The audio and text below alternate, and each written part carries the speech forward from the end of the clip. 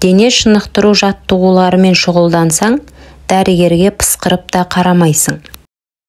Дене құрылысының үйлесімін бір қалыпты ұстау дегеніміз, тағам мен сусынды талғау, дәрет тәртібін мұқияттау, киім мен ауа тазалығын сақтау, дене мен рух бірлестігін естен шығармау, ұйқы тәртібін бұзбау. Дене шынықтыру жаттығулары әр адамның жасына, әл қуатына сәйкес әрқилы болуы қажет.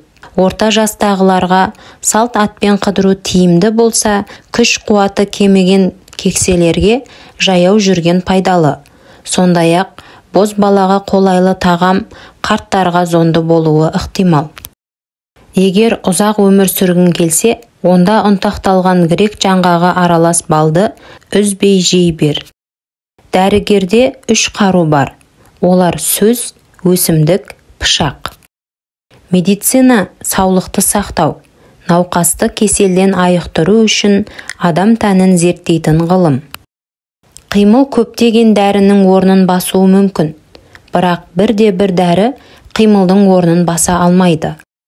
Өз бақытын бағалай білмеген адам бақытсыздыққа ұшырайды. Ибн Сина.